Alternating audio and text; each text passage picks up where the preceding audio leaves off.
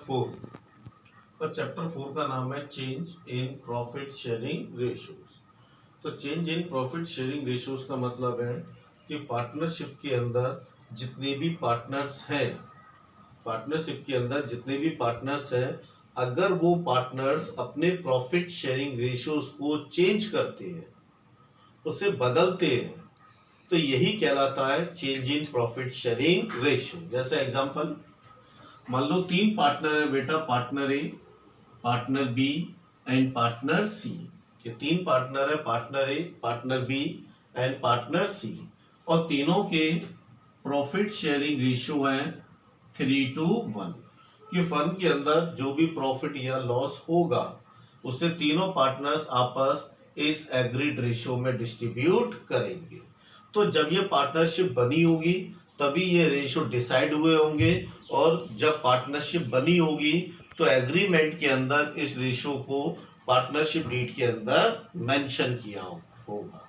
तो उसी के अकॉर्डिंग प्रॉफिट या लॉस को ये लोग इस पर डिस्ट्रीब्यूट करते हैं।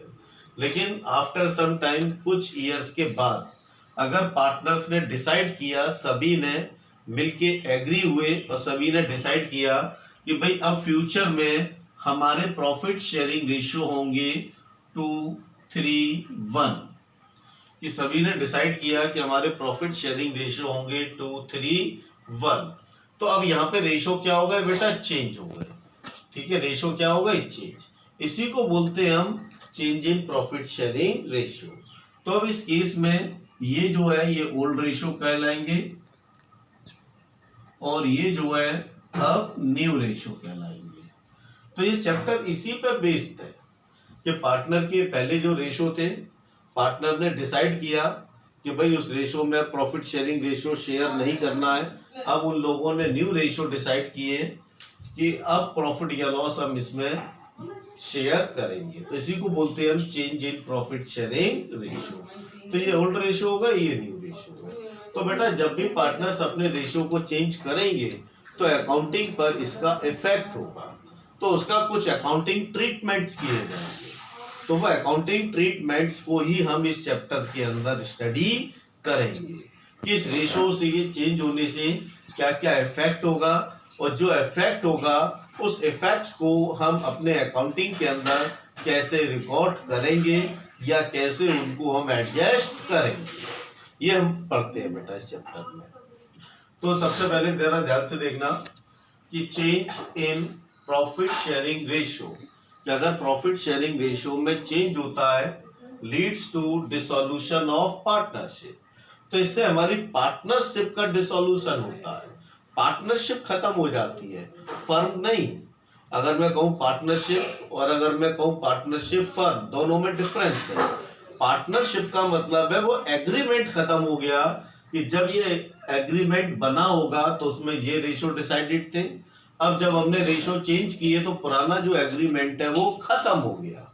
उसी को बोलते हैं हम डिसोल्यूशन ऑफ पार्टनरशिप। बिजनेस नहीं खत्म हुआ है, सिर्फ वो एग्रीमेंट खत्म हुआ है। And not for the firm, firm का डिसोल्यूशन नहीं हुआ है, फर्म अभी भी है, because the existing partnership agreement ends, कि जो एग्रीमेंट था रेशियो चेंज होने से पहले वो एंड हो गया, वो खत्म हो गया।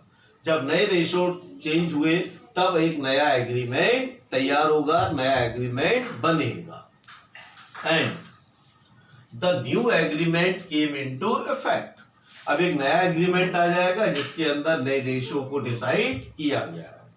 It is also known as reconstitution of partnership firm, इसी को हम रिकॉन्स्टिट्यूशन ऑफ पार्टनरशिप फर्म भी कहते हैं, क्योंकि रेशियो चेंज होने से पार्टनरशिप जो है वो रिकॉन्स्टिट्यूट हुई है, दोबारा रिकॉन्स्टिट्यूट हुई है, एक नया एग्रीमेंट उसके अंदर बनाया गया। A firm is reconstituted in the event of following, कि जब जब कब कब भाई फर्म रिकॉन्स्टिट्यूट हो सकती है, कब कब ऐसी सिचुएशन आ सकती है जब पुराना एग्रीमेंट खत्म हो और एक नया एग्रीमेंट इन्फोर्समेंट के अंदर आए। तो वो कंडीशंस है बेटा कि कब कब पुराना एग्रीमेंट खत्म हो सकता है। तो फर्स्ट है change in profit sharing ratio, कि अगर प्रॉफिट शेयरिंग रेशियो चेंज होंगे तो पुराना एग्रीमेंट खत्म माना जाएगा। दूसरा, admission of A partner. Admission of A partner का मतलब है जब फर्म के अंदर कोई नया पार्टनर आता है, जैसे दो पार्टनर है, पार्टनर ए और बी, दोनों ने डिसाइड किया कि भाई सी को भी फर्म के अंदर शामिल किया जाए। तो पहला एग्रीमेंट दो लोगों के बीच में था, जब हमने एक नए पार्टनर को फर्म के अंदर शामिल किया, अब तीन पार्टनर हो गए, तो पुराना एग्रीमेंट खत्म हो गया। इसको भी हम रिकॉन्स्टिट्यूशन ऑफ पार्टनरशिप फर्म कहते हैं। तो रिकॉन्स्टिट्यूशन अब कब कहेंगे, जब पुराना एग्रीमेंट खत्म हो जाए। ठीक, तो यहाँ पुराना एग्रीमेंट फर्स्ट में भी खत्म हो गया, सेकंड में भी खत्म हो गया, तो ये रिकॉन्स्टिट्यूट है। Third, retirement of A partner. Retirement of A partner का मतलब है कि अगर तीन पार्टनर है, partner A, partner B, partner C, अगर इस तीनों में से कोई भी पार्टनर फर्म छोड़ के जाता है, जैसे बी ने कहा भाई मैं फर्म से अलग होना चाहता हूं, तो दोनों ने कहा भाई ठीक है तुम फर्म से अलग हो जाओ, और जो भी कैपिटल या अदर थिंग्स है वो फर्म उस बी को दे देगी। तो पहला एग्रीमेंट तीन लोगों के बीच में था, अब बी चला गया, फर्म चलेगी, तो अब नया एग्रीमेंट दो लोगों में बनेगा, ए में और सी में। तो पुराना एग्रीमेंट क्या हुआ बेटा, खत्म हुआ। इसीलिए इसे भी हम रिकॉन्स्टिट्यूशन ऑफ पार्टनरशिप फर्म कहते हैं।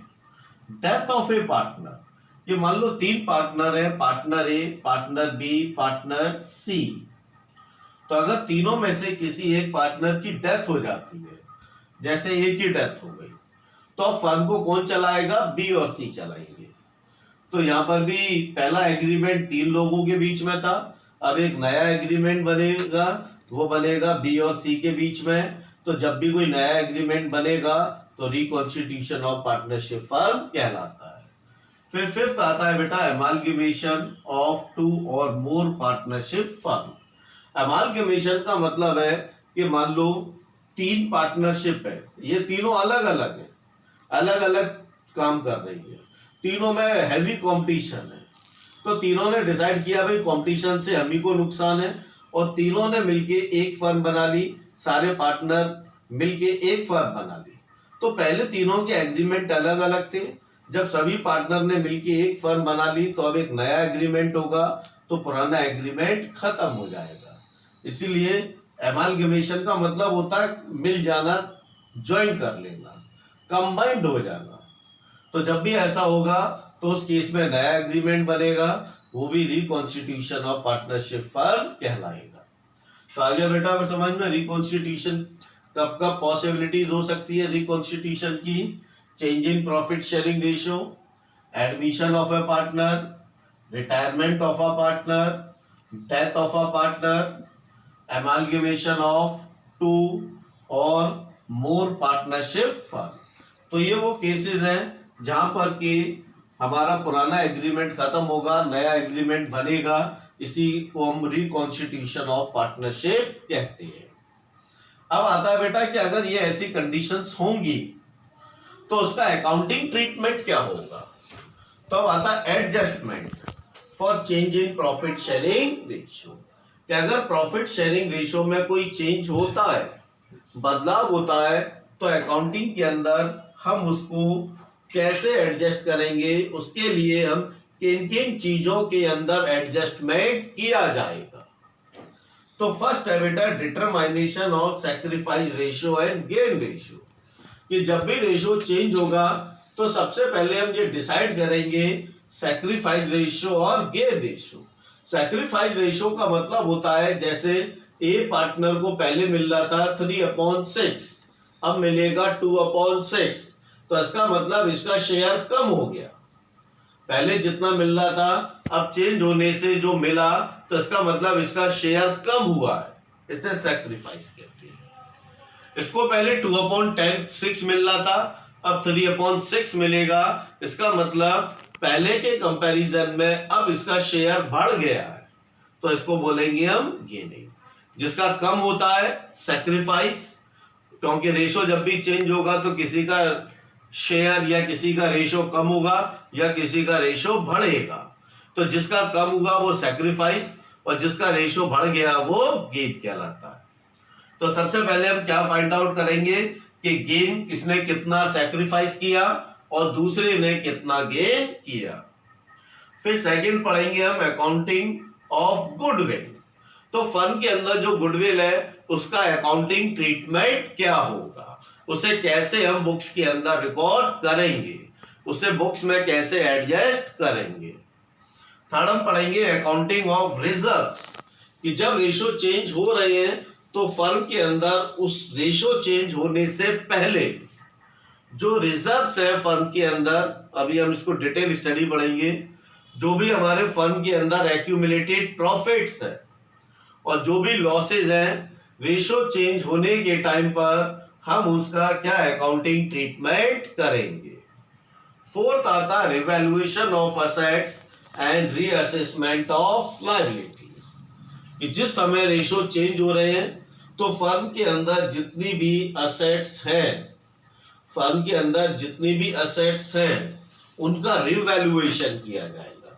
रिवैल्यूएशन का मतलब है कि उनकी ओल्ड वैल्यू क्या थी और जिस डेट को रेशो चेंज हुए उस डेट को उनकी वैल्यू क्या है। तो वैल्यू बढ़ भी सकती है बेटा, वैल्यू कम भी हो सकती है। ऐसे रीअसेसमेंट ऑफ लायबिलिटीज, तो जिस डेट को हम रेशो चेंज कर रहे हैं उससे पहले लायबिलिटीज कितनी थी और उस डेट के डिफरेंस को भी हम करेंगे। और लास्ट आता है एडजस्टमेंट ऑफ कैपिटल, तो जो पार्टनर्स है उन पार्टनर्स की कैपिटल को भी एडजस्ट करना, ये भी हम इसके अंदर पढ़ेंगे।